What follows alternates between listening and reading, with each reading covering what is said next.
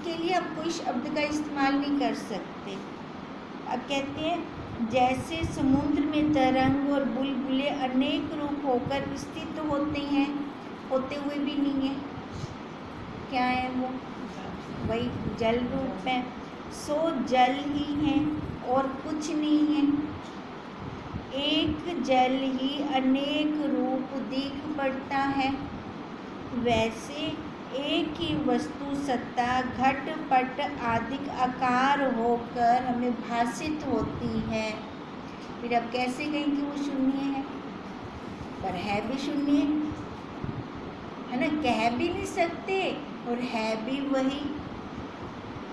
संबित सार आत्मा में भेद कलना कुछ भी नहीं है। ये घटपट हमें दिख रहे हैं, उसकी सत्ता में घटपट नहीं है, उसकी सत्ता में कुछ भी नहीं है। भेद कलना कुछ नहीं, अज्ञान से अनेक रूप भेद कलना विकल्प जाल भासित होकर अनेक भाव को प्राप्त होते हैं। आत्मा के अनेक नाम रूप देखना और भिन्न भिन्न देह इंद्रियां प्राण मन बुद्धि आदि अनेक में अहम प्रतीति से एकाग्र भाव देखना, ये अज्ञान है। कहते हैं जितना कुछ दिख रहा है ना मटेरियल, इसको मैं बुद्धि कर लेना। ये फैक्ट्री जैसे चल रही है, अपने आप तो नहीं चल रही है फैक्ट्री, पीछे से कोई करंट है, सत्ता है, तभी चल रही है। कहते हैं वो सत्ता को ना देखकर इसमें मैं बुद्धि कर लेना, यही सबसे बड़ा अज्ञान है। यह कल्पना ज्ञान से ही नष्ट होगी।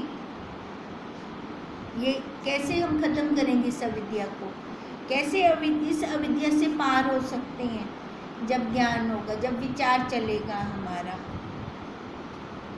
हे अर्जुन, संकल्प जाल को त्याग करने को असंग कहते हैं। सब कल्पना जाल को भी ईश्वर से भिन्न ना जानने की भावना से द्वैत भाव गलित हो जाने का नाम ईश्वर समर्पण है। कहते हैं संकल्प जाल को त्याग करने को, खाली संकल्प ही अपने खत्म कर दें, अपने संकल्पों से ही अलग हो जाएं।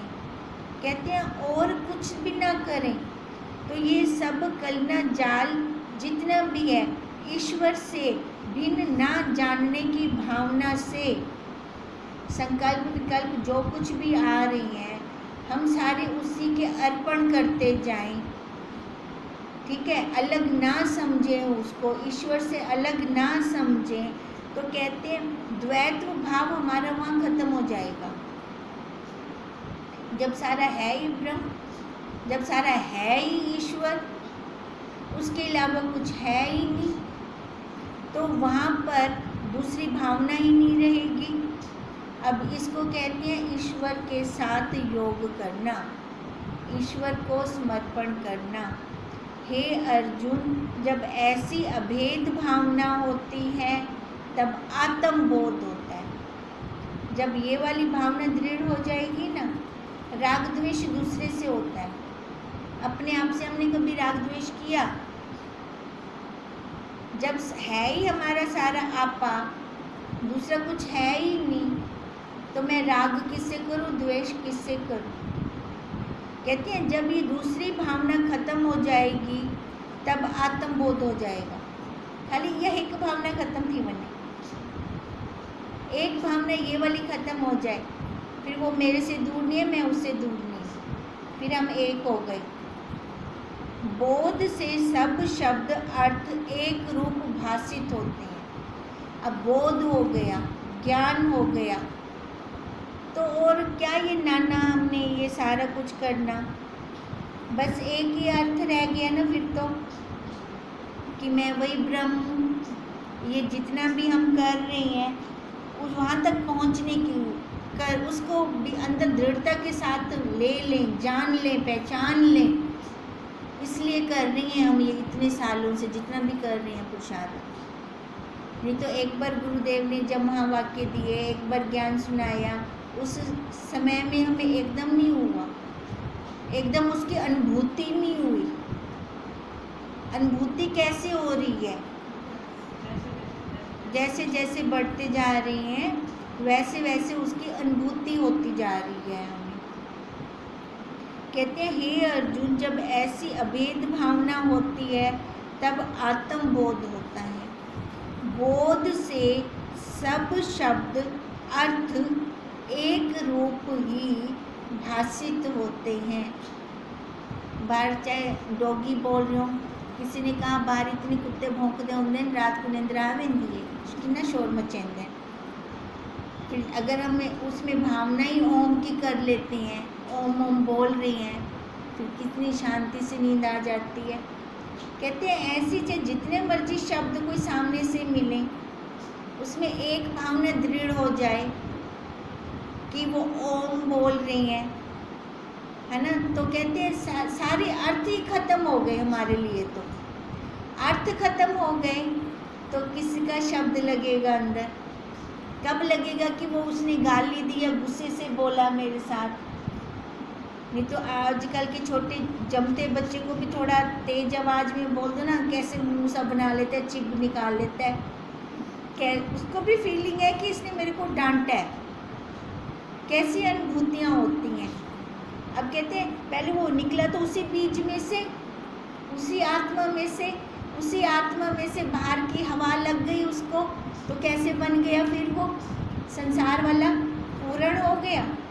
अब तभी तो कह रहे हैं सबको वापस ले कर दे, फिर जहाँ जहाँ ऊपर गए ना वहाँ वापस लौट कर आओ।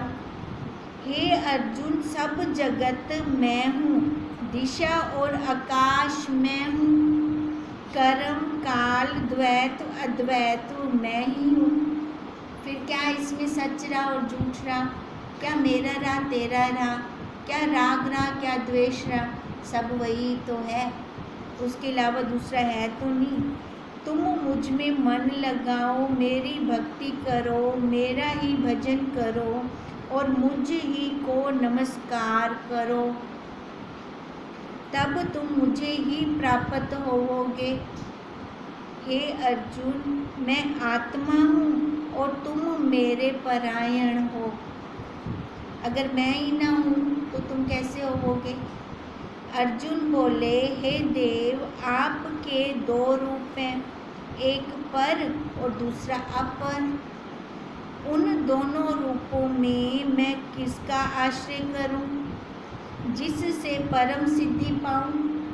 अब कृष्ण को बार जिज्ञासा हो रही है ना। ये देखो द्वापर युग की बात त्रेता युग वाली पहले बताई जा रही है। त्रेता युग में वशिष्ठ जी द्वापर युग वाली बात पहले बताई जा रही है। श्री भगवान बोले, हे अनघ, एक समान रूप है और दूसरा परम रूप है। यह शंख चक्र गदा आदि युक्त मेरा समान रूप है। सामान्य रूप हो गया जो बाहर वाला कार हो गया, और परम रूप आदि अनंत से रहित एक अनामय है। पर और अपर के बारे में पूछ रही है ना। दोनों में से मैं कौन सा रूप लूँ? बाहर वाला जो साकार दिख रहा है, या फिर जो नहीं दिख रहा? अब बातें तो उनकी कर रहे हो सारी, साकार वाली की तो कर नहीं रहे हो, तो अब मैं किसको लूँ? कहते हैं एक शंख चक्र गदा आदि युक्त मेरा समान रूप है और परम रूप आदि अंत से रहित एक अनामय है। उस ब्रह्म रूप को आत्मा और परमात्मा आदि कहते हैं, जो अनामय है, जो साकार नहीं है। कहते हैं उस रूप को कहते हैं, क्या कहते हैं? ब्रह्म रूप, आत्मा, परमात्मा। जब तक तुम प्रबुद्ध हो और तुमको अनात्म देह आदि में आत्म अभिमान है, तब तक मेरे चतुर्भुज आकार की पूजा करो और कर्म को करो। देखो, जब तक ना हमारे पीछे वाली क्लासें पूर्ण नहीं होती ना, ये ज्ञान रुकता नहीं है अंदर। अब यही कह रही हैं कृष्ण जी अर्जुन को कि जब तक तुम अप्राबुद्ध हो, मतलब ज्ञान नहीं हुआ जब तक, तो फिर मतलब मल है, मल विक्षेपता है, तो ये कैसे जाएगी? उपासना करेंगे, है ना, साकार रूप से पूजा करेंगे, भक्ति करेंगे, फिर जाकर ये खत्म होगा, ये अप्राबुद्ध खत्म होगा, अनात्मा में देह आदिक बुद्धि होना ये खत्म होगी हमारी। कहते हैं तब तक मेरे चतुर्भुज आकार की पूजा करो और कर्मों को करो। जब प्राबुद्ध होगे तब मेरे परम रूप को पाओगे। जब ज्ञान होगा ना, आवरण हटेगा हमारा, आवरण हटते ही उस साक्षी का, उस परम ब्रह्म का साक्षात्कार होगा। अब साक्षात्कार ऐसा नहीं है कि जैसे सामने हम आपस में बैठे हैं, क्योंकि उसके लिए कोई इंद्री नहीं बनी देखने के लिए। हम उसको इंद्री से नहीं देख सकते, किसी इंद्री से देख नहीं सकते, सुन नहीं सकते, स्पर्श नहीं कर सकते। उसकी क्या होगी? खाली अनुभूति होगी, अनुभव होगा उसका हमें। कहते हैं तब जाकर तुम मेरे परम रूप को जान पाओगे, जो आदि अंत मध्य से रहित है। उसको पाकर फिर जन्म मरण में नहीं पड़ेंगे। एक बार उसका अनुभव हो गया ना, पक्की दृढ़ता के साथ उसका अनुभव हो गया, तो ये जन्म मरण हमारा खत्म। क्योंकि दृढ़ता जितनी हमें संसार की है ना, अगर उतने से आधी दृढ़ता भी हमें अपने स्वरूप की हो जाए तो ता भी समझ गिनू बेड़ा पार थी गए।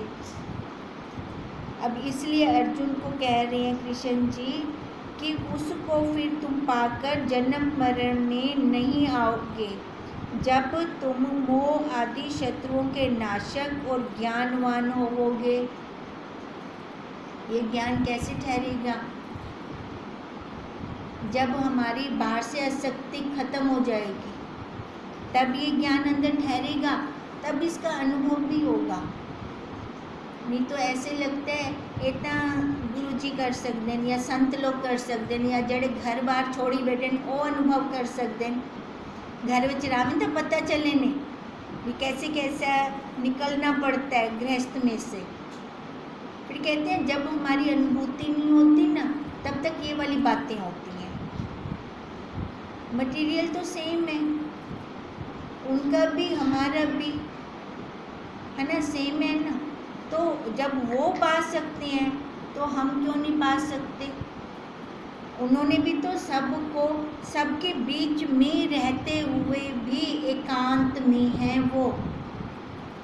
तो हम क्या सबके बीच में रहते हुए भी अकेले नहीं हो सकते क्या? हो सकते हैं ना।